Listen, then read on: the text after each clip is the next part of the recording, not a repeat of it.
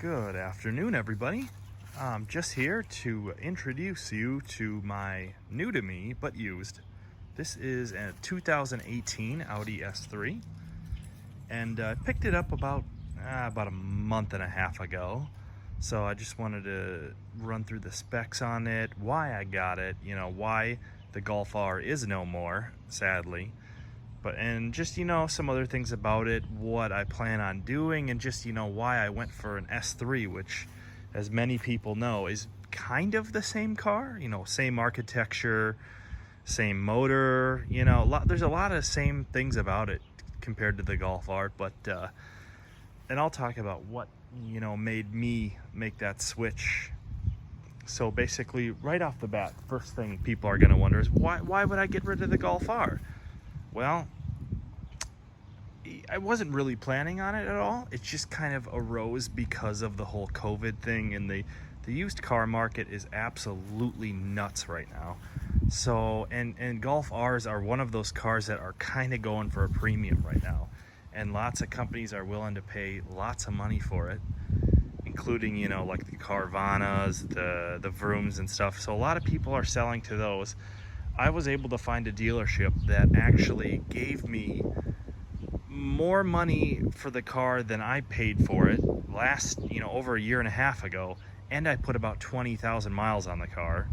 So, and they were able to pay me, they wanted to pay me more for it to take it. So, it was a tough thing, but I was like, man, I get a shot here to basically drive this car, the Golf R I'm talking about, drive the car and keep all the mods I have on it, swap them over to this car, and they'll pay me money on top of what I still owe on it and what I paid for it last year. So, it's kind of a win-win for me to get to try something different again. And it's just kind of, it's the way the used car market is right now. It's really insane. So, the couple of things that really drove me to liking this car is, I do like S3s. I like the look of them. I think they look really slick. I like them a lot. And the reason, I actually got this car from Wisconsin. It was a kind of a long drive for me, about 5.5 hours. So it was a nice road trip I took. So the reason why I kind of really like this one is obviously the color. I love this kind of, sorry, it's kind of dirty right now. I've been driving it a lot, but you can see it does have a little bit of a metallic flake in the sun. But when you don't see it in the sun and you don't have the metallic flake on it, it's just kind of like a matte, kind of a glossy, flat gray, which I really like. And it's kind of popular with cars now to see that color. And I really like it. And whoever had bought this brand new got a lot of the options I would actually really get. This is a 2018. I bought it with about 27,000 miles on it. And right now it's sitting at about 28, I think, or maybe 29. I'm not sure, but I'll put on the screen as I'm talking here the window sticker for it, but it does have a few options on it. And the main package I kind of like is it's called the Black Optics package. So there you get the body colored rear view mirrors here, and then you get the blacked out grille, which you can see up front here, which the normal S3s have that kind of chrome grille, and it looks kind of stupid. I don't like it. It's kind of blingy. So this one has this blacked out kind of grille, which looks fantastic. And it also has the upgraded Audi Sport rims, which are the wheels, which I really like. I really like these wheels, and I would have optioned them if I would buy it. If I would have bought this, but as you can see, they're kind of like a dark gray, and it has the little Audi Sport logo right here, which is awesome. One of the downsides with that package is that you get summer-only tires, so I was kind of pissed about that.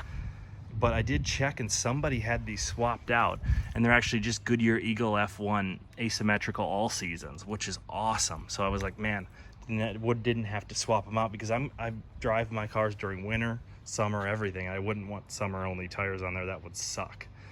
So it's got the Black Optics package. It's got the upgraded the Audi digital cockpit in here, and so I wanted one with the digital cockpit. It also, surprisingly, it doesn't have the the upgraded cruise control with the lane centering and stuff. It just has the basic, they call it Audi Presense, where if you're coming up on somebody kind of hardcore, it'll tell you to brake. But other than that, it doesn't have all the other sensors, just regular cruise control, which is okay.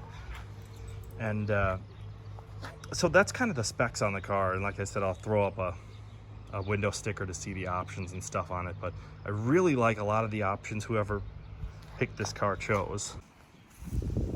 Yeah, so, and that's basically the reason I did make that drive, is just I really like the look of this gray paint and the wheels, and just looks like a fantastic car. You know, it looks great. And one of the reasons I did jump from the Golf R to this is this one does have the 7-speed dual clutch, which I am going back to a DSG again. And that's mostly, you know, I love the Golf R and the manual and the back roads and stuff, but you know, this is kind of better. You know, my wife can drive it, I can drive it, and it's just, I mean, there's not a lot of stuff that can beat the launch control of one of these things with the all-wheel drive and the dual clutch together. It's just insane what the launch control can do. So, and the fact, like I said before, I'm able to put my downpipe on it, just buy a new tune from EQT and throw it on with a DSG tune, and basically throw my spark plugs in. So that's actually what I did.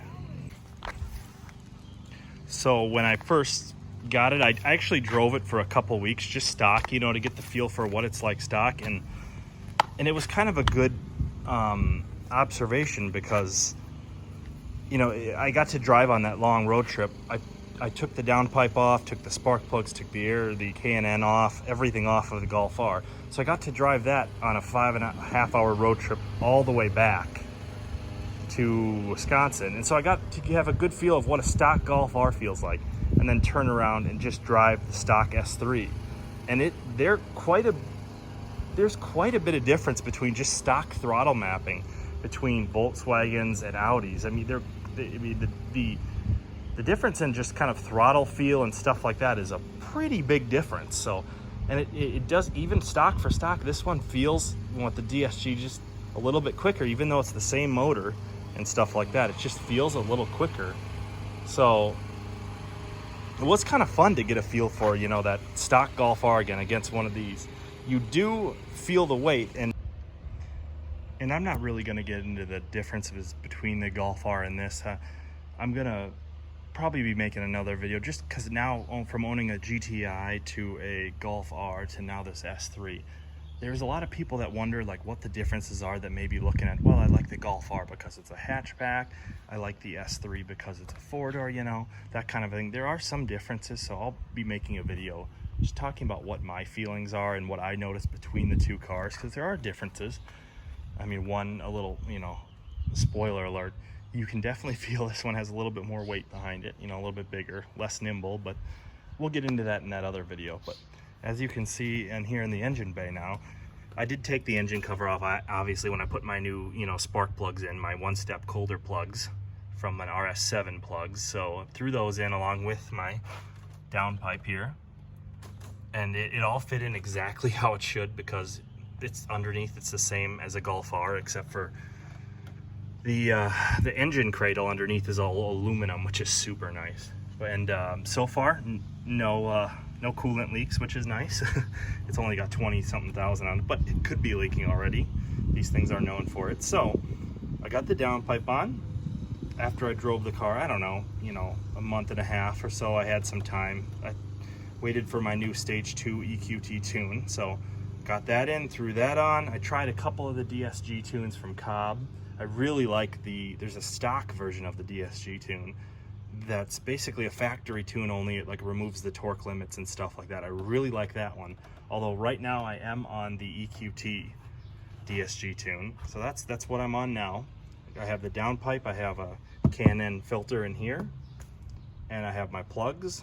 I mean, that's about all it for now, that I just moved over from that Golf R. So that's about it for the exterior. You know, I love the headlights, look really nice. This updated in 2018. They updated, I think it was either 2017 or 2018. They kind of updated this front fascia to add kind of this swoop around it and make it a little bit more aggressive from the earlier models. So I like that update.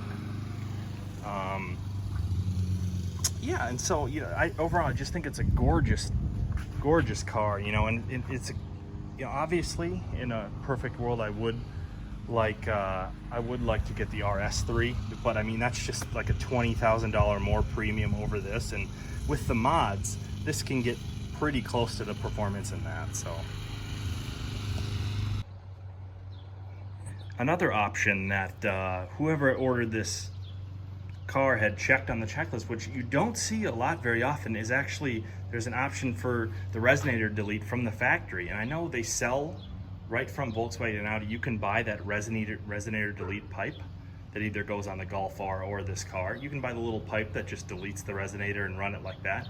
Well, apparently there was an option you could check just to have that, you know, when it gets to the dealership or the factory. I'm not sure, but you can have that, and this car had it. So from the factory, it actually sounded really nice with that downpipe and that resonator delete, and it keeps the muffler, which is actually really nice. But I had feared, and my fears have come true with this one, that when I put my downpipe on there with that resonator delete, it is kind of loud and raspy, and if you have any of the burbles on, it's a little bit obnoxious, to be honest. So that's a problem I'm going to have to deal with here, and I think I have a solution for it.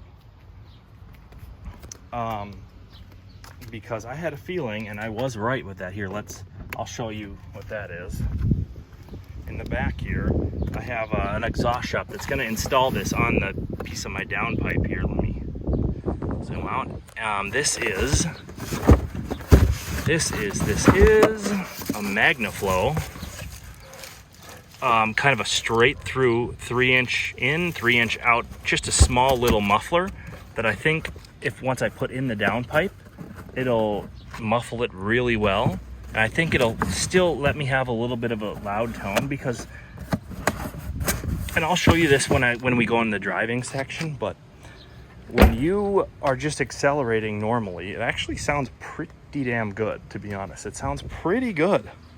But as soon as it hits that about 3,000 to 4,500, and you get into some boost, oh, it sounds real rough. It sounds like crap, to be honest. It just sounds like a Civic that's exhausted, falling off, you know? Just a raspy, loud sound, which I do not like. So hopefully that will take care of that problem, because I can either go the route where I just buy a factory resonator off of somebody that deleted it, because with my Golf R, it had the factory muffler like it has on my S3, but it also had that resonator, and that's why with that downpipe it sounded so nice. And but let's head inside now. Oh, we can head inside here for a sec. It's getting hot out there. And that's why it sounded so nice, is that it had that resonator and that muffler, so it just added a little bit of tone, but it wasn't too loud. And now I'm finding out how much that resonator actually does, and it turns out it does a lot, because it sounds like hot garbage, you know, if I'm ever accelerating over like 10%. So I could either, you know, get one of those resonators and just bolt her in, it'll bolt right in, or, you know, I kind of want to take I want to take a different approach where I just kind of want to try some stuff and see what it sounds like. So I'm going to try that. That's one of their, you know, most basic straight through little mufflers. And so hopefully it will dull down some of that raspiness in those mid RPMs without you know, maybe hopefully it'll just round out the sound a little bit, because I want it to be a little bit louder, but just not have that loud raspiness, which I hope helps. Anyway, so we're on the interior here. One thing this car does not have is there's an upgraded seat package that has these like diamond quilted stuff up here. This doesn't have it, just but the seats are still real nice. You know, you got your adjustable thigh support in here, and this is basically one place where, you know, really sold it for me, is that the Golf R has a pretty nice interior. And again, I'll get into this in the next video about, you know, the differences between, but I'll leave out some of the more detailed opinions until that video. I'll just say it's just so much of a nicer interior. It's the next step up between the buttons and no gloss black. It's just such a nice interior.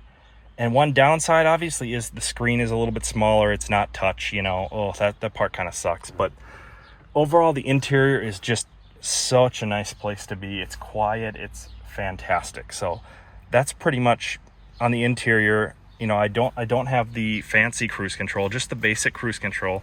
I do have, I'll start it up here.